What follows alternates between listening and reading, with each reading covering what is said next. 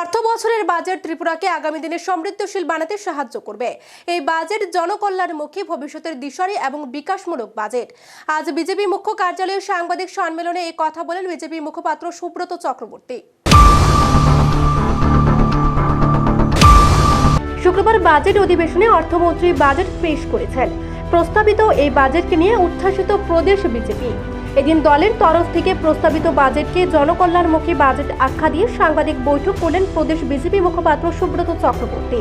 সাংবাদিক বৈঠকে তিনি বলেন, বাজেটে আর আইডিএফ এর অর্থানুকূল্যে 21টি মাধ্যমিক বিদ্যালয়ের নতুন ভবন নির্মাণ করা হবে। এর জন্য 123 কোটি 78 লক্ষ টাকা ব্যয় বরাদ্দ ধরা হয়েছে। তাছাড়া বাজেটে রাবার শিট প্রক্রিয়াকরণের জন্য রাজ্যের জনজাতি অধ্যুষিত এলাকায় 50টি স্মোক হাউস তৈরির অর্থ বরাদ্দ করা হয়েছে। এর জন্য ব্যয় ধরা হয়েছে 37 কোটি 50 লক্ষ টাকা। 50 আসন বিশিষ্ট 11টি জনজাতি ছাত্রীদের জন্য হোস্টেল এবং 10টি জনজাতি ছাত্রদের জন্য হোস্টেল নির্মাণ করা হবে। এদিন তিনি আরও বলেন, রাজ্য সরকারের জনজাতিদের উন্নয়নে প্রয়াস চালিয়ে যাচ্ছে। তার জন্য বাজেটে ত্রিপুরা উপজাতি এলাকা স্বশাসিত জেলা পরিষদের উন্নয়নে রাজ্য সরকার TTAADC-কে 698 কোটি 68 লক্ষ টাকা প্রদান করবে। এই অর্থ পঞ্চম রাজ্য অর্থ কমিশনের TTAADC এলাকার ভিলেজ কাউন্সিলের জন্য বরাদ্দকৃত অর্থ থেকে পৃথক এবং অতিরিক্ত।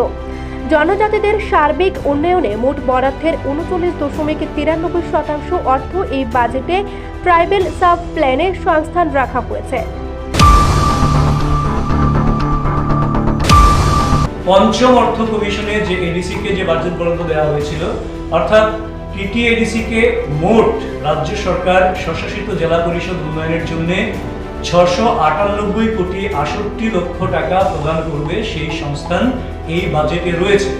সেটা অন্য অর্থে বলতে গেলে জনজাতিদের সার্বিক উন্নয়নের জন্য মোট যে বরাদ্দ, সেই বরাদ্দের 39.93% এই বাজেটে ট্রাইবেল সাব প্ল্যানে সংস্থান রাখা হয়েছে, যাতে জনজাতিদের প্রকৃত উন্নয়নে বিন্দুমাত্র ব্যাঘাত সৃষ্টি না হয়, যাতে প্রকৃত উন্নয়ন তাদের কাছে গিয়ে পৌঁছায়, সেই লক্ষ্য নিয়ে এই বাজেট তৈরি করেছেন রাজ্য সরকার।